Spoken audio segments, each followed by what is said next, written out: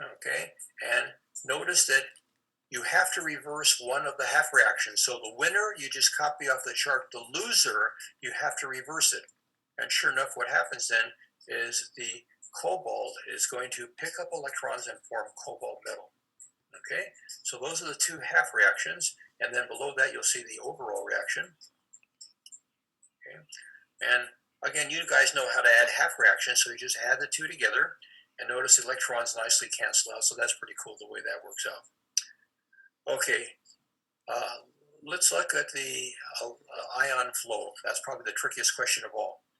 So notice that the electrons are going to go to the cadmium. Okay, it's going to be negative, which means positive ions are going to be attracted. So the positive cobalt is going to migrate in that direction, and so is the positive cadmium. Okay, so each ion should have an arrow on it, so both positives go to the left, and if electrons are leaving the cadmium metal, it's going to have extra protons, and therefore both negative ions are going to migrate in that direction. So on exam, you should have an arrow on every ion, and so hopefully that makes sense to you. Okay, now some definitions. Look at the cobalt half reaction. You're going from positive to zero.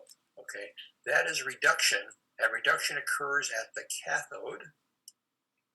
Okay, and the cadmium is going from zero to positive. It's going up. That's oxidation. Oxidation occurs at the anode. So those should be labeled correctly. Okay, here comes the mathematical question. Here's you have to be kind of careful with the math. Okay, so now we want to look up the numbers on the chart for the voltage of the two half reactions. So the cadmium, you just copy it because the cadmium half reaction is exactly a copy of what's on the table. So that should be the positive 0.403. Now notice the cobalt half reaction is the reverse of what's on the table. So you're going to use the number, but you have to reverse the sign. That's going to be a negative 0.227 volts, and then you add them algebraically, and if I did my math correctly, I get an answer of positive 0.176 volts. Now, that positive sign is a wonderful thing because it means we've done everything correct. Everything is the proper direction. And it means it's a spontaneous, everything is spontaneous, by the way. If we get a negative sign, it means, we've done everything incorrectly. So that's kind of a good double check. Again, notice how crummy the voltage is, 0.176 volts. Why is it so small? The answer is because look on the chart. Notice that cadmium and cobalt are really, really close. That means they push almost equally. If they were equal, there'd be no voltage, and so just a slight advantage to cadmium, so we can get a slight amount of voltage. Okay, the last question is, are the posts labeled correctly? Okay, so if you were to grab onto these, which one feeds electrons in your body? It's the cadmium. So cadmium gets a negative sign, and the cobalt would get the opposite, be the positive sign. Okay, so hopefully you did pretty well on that particular one. Okay, now here's a slight problem. It goes like this. Sometimes a chemist doesn't want to have to draw this cartoon of the cell. So what's been developed is something called a cell abbreviation. And so now this is an abbreviation of a cell. I now need to have interpret what these things mean. Okay, so you have your two compartments. Okay, now here's the definition. Do you see that double line in the middle?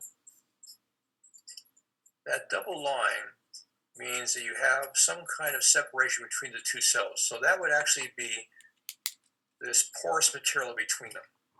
Okay, now look at the left-hand side. You see the single line? That means there's a difference in phase between tin and tin nitrate. The tin will be a solid, so solid tin would be the metal. And then the tin nitrate, AQ means it's dissolved. So you're going to have dissolved tin and nitrate ions over here. Okay. On the right-hand side, same thing. The single sign that means there's a difference in phase between solid aluminum and aqueous aluminum chloride. Okay, so the metal on the right-hand side would be the aluminum, and the aluminum chloride would be in solution. Okay, so you have to know how to interpret a cell abbreviation. Okay, so here's a picture of what I just said. Okay, now I'd like to give you a few moments on your own to analyze the cell. Okay, so see if you can answer the leading questions for the tin aluminum cell now that you know what the cell abbreviation means. So let me give you a few moments to work on that.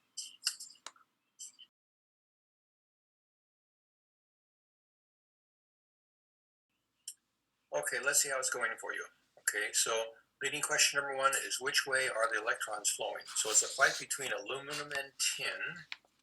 So I notice that aluminum is about a quarter way down on the chart, and tin's just a little above hydrogen. Yeah, so aluminum is the winner. It gets to push the electron. So there's the flow of electron. That's the direction of electron flow. Okay, leading question number two is what are the half reactions? Okay, so aluminum is the winner. So the half reaction for aluminum should show aluminum pushing off the electrons. Okay, and notice the chart is a chart of electron pushers, and so aluminum is the electron pusher. So poor tin doesn't get to push the electrons, it has to accept them. So the electrons are going to go on the tin surface, okay, and then the tin, those electrons are going to attract the tin plus 2 and form tin metal. Okay, so those are the two half reactions that take place. Now notice if you look at the overall reaction, we've got a problem. Up until now, I have purposely picked half reactions where the electrons are equal.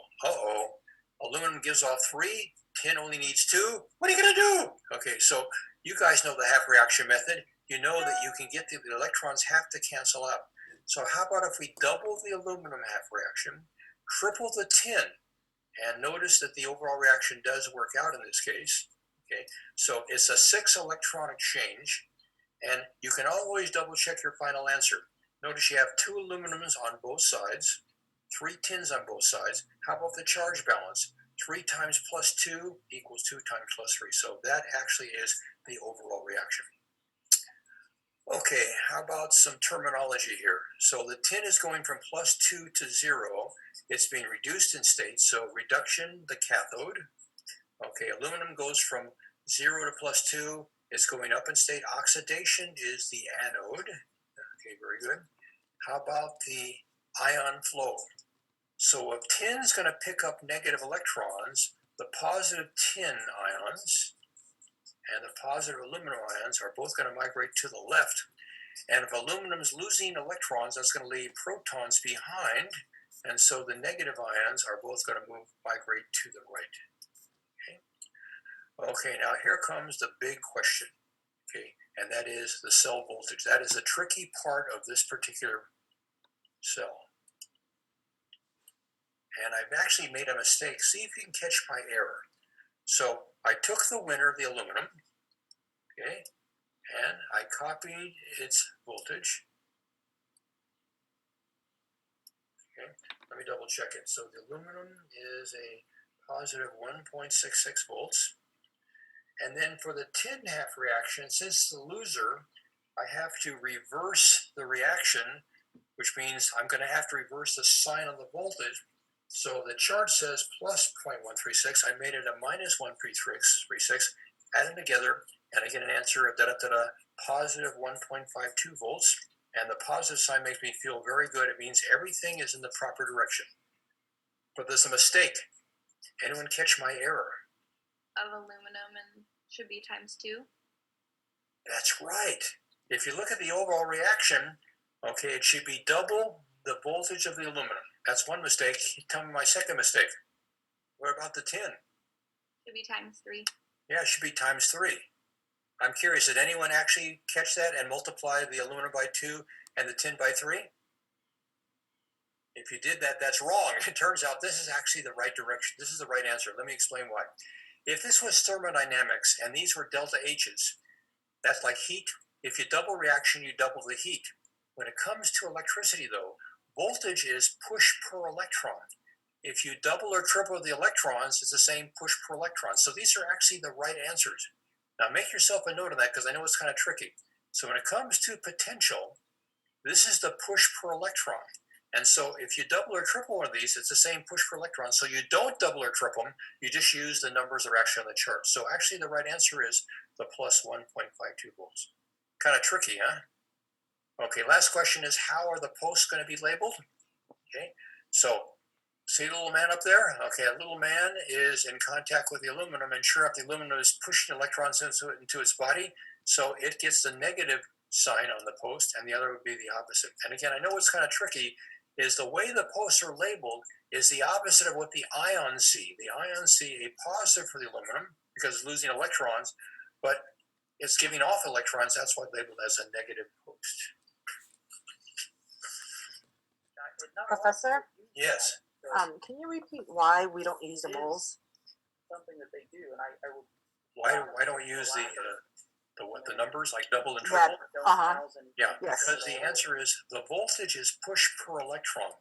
If you double or triple the number of electrons, it's still the same push. I mean, if you double or triple a reaction, it's still the same push per electron. And Okay, again, thank you. if those are delta H's, heat, if you double reaction, you double the heat given off. But when it comes to electricity, if you double the reaction, you still get the same push per electron. And that's what voltage is telling us, push per electron. What do you think, Hannah? Does that seem okay then? Yes, thank you. Great. Okay, now I want you to look at a very strange cell. What's strange about this cell is you notice I have the two beakers separate from each other, so there is no porous material there. Now, what is this funny looking thing that's connecting them that I marked in orange? That's called a salt bridge. So what happens if somebody doesn't have porous material, what they can do is take an inverted piece of glass, fill it with some kind of solution. Potassium chloride is used a lot, okay? And you see these little circles over here, green circles? That's supposed to be cotton. So that's the porous material, okay?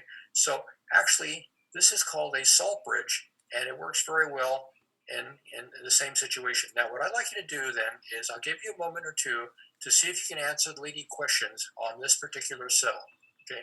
Now, you may not sure exactly what to do on ion flow, but give it your best shot. But I'll give you a moment to see if you can answer the 7 leading questions for the iron-nickel cell. By the way, at Moore Park College, what we use for the salt bridge is we have these cotton fibers, kind of strings, and the strings are soaked in potassium chloride, and then you just run the string from one beaker to the other. So Tuesday, when we do experiment number 13, I'm going to give you these strings. Just kidding, but anyway, that's what we use to set up the cells at Moore Park College. By the way, if you get bored, you can look at the voltmeter, and you can see that it's still giving off a lot of electricity. Those batteries are really good. Those lemons are really ripe.